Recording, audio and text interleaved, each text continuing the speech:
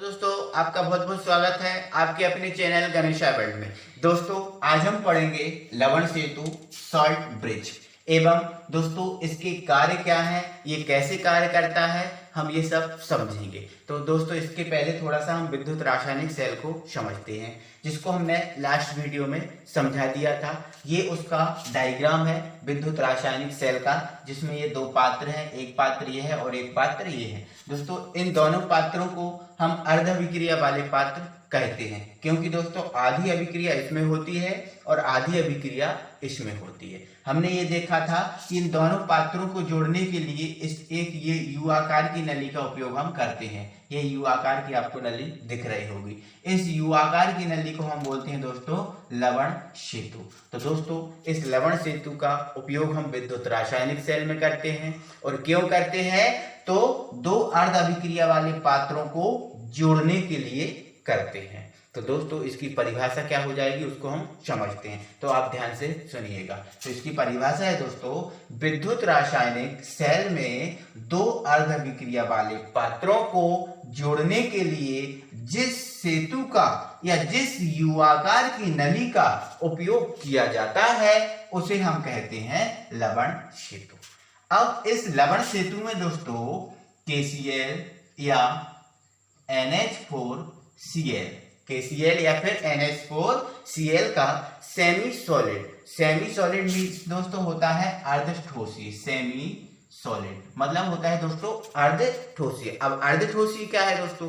हमने देखा है हमारे घर में टूथपेस्ट आते हैं तो देखा है ना, हम उसको निकालते हैं तभी निकलता है, वो आधा ठोस रहता है, लेकिन कुछ वो ऐसा भी रहता है लिक्विड टाइप में कि वो निकल सके। तो दोस्तों इसी प्रकार का टूथपेस्ट जैसा अगर कोई पेस्ट बनता है तो वो अर्धठोसीय कहलाता है। तो दोस्तों इस लवण सेतु में क्या भरा होता है? KCl या NH4Cl का सेमी सॉलिड पेस्ट भरा होता है। तो दोस्तों ये हमारा क्या है? लवण सेतु। तो दोस्तों इसकी परिभाषा एक बार फिर से बोल रहा हूं, क्या है? विद्युत रासायनिक सेल में दो अर्ध अभिक्रिया वाले पात्रों को जोड़ने के लिए जिस सेतु का या जिस यू आकार की नली का उपयोग किया जाता है उसे हम कहते हैं लवण सेतु।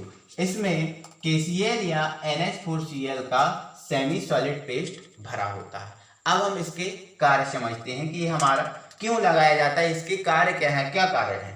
तो दोस्तों इसका जो पहला कार्य है कहता है कि जो लवण सेतु होता है यह सेल के परिपथ को पूर्ण करता है।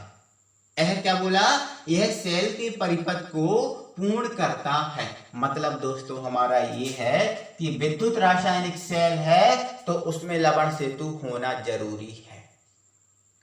अगर ये लवण सेतु इसमें नहीं होगा तो ये जो सेल है वो कार्य नहीं करेगा, क्योंकि जो विद्युत रासायनिक सेल है वो लवण सेतु के द्वारा ही पूर्ण होता है। आप इसको ध्यान रखिएगा। तो दोस्तों हमारा पहला कार्य हो जाता है यह सेल के परिपथ को पूर्ण करता है।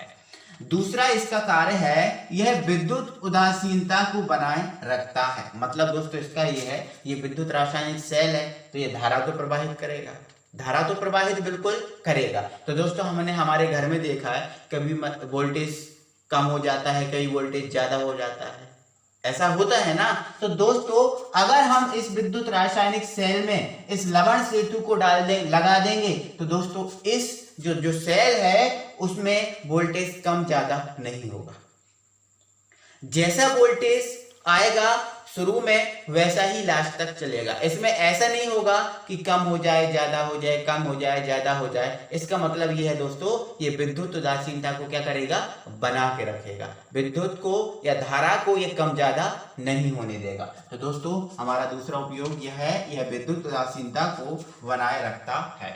तीसरा हमारा इसका कार्य है, इसकी सहायता से आयनों का गमन तो एक पात्र से दूसरे पात्र में होता है किंतु दोनों विलयन आपस में नहीं मिलती। इसका मतलब दोस्तों ये है कि आपको दिख रहा होगा कि दोनों पात्रों के बीच ये यू आकार की ये लवण सेतु लगा हुआ। अब देख रहे हैं दोस्तों यहाँ से कुछ पदार्थ भी इस यहाँ से जा रहा है इस पात्र में, तो देख रहे हैं ना दोस्तों आप। तो दोस्तों इसमें से जो आयन है वही एक पात्र से मतलब यहां से यहां जाएंगे, मतलब जैसे इसमें Zn2+ बन रहा है, इसमें क्या बन रहा है, Cu2+ बन रहा है। तो दोस्तों Zn2+ ही इधर से इधर जाएगा या Cu2+ ही इधर से इधर जाएगा।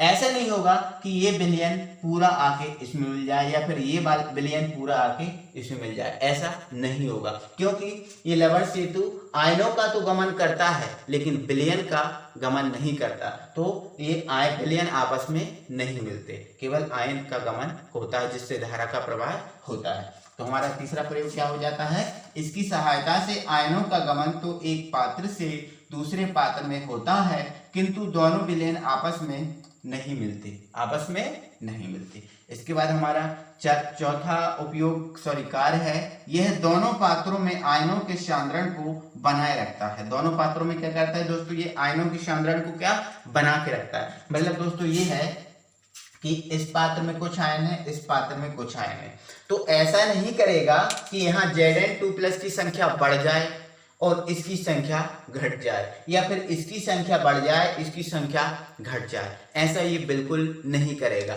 जितनी संख्या ये इसमें होगी Zn2+ की उतनी ही संख्या Cu2+ की इसमें होगी। ये आयनों के सांद्रण को परिवर्तित नहीं करेगा, मतलब ये दोनों आयनों में, मतलब दोनों पात्रों में आयन जितने इसमें हैं उतने ही इसमें रहेंगे। ये किसका कार्य है, इसका कार्य है, ये बना के रखता है। ठीक है दोस्तों, अगर थोड़ा बहुत कम ज्यादा भी हो जाता है तो ये उनको सुधार देता है। तो इसका ये कार्य हो जाता है कि ये दोनों पात्रों में आयनों के सांद्रण को बनाए रखता है। तो दोस्तों ये हमारा लवण सेतु है, ये हमारे एग्जाम के पॉइंट ऑफ व्यू से भी इम्पोर्टेंट है। तो और दोस्तों आप इसको ऐसे मैंने समझा दिया है कि आप इसको पूरा नोट कर सकते हैं, लवण सेतु की परिभाषा और उसके कार्य। तो दोस्तों हम आज की वीडियो में बस इतना ही रखेंगे और दोस्तों अगली वीडियो के साथ हम फिर मिलेंगे।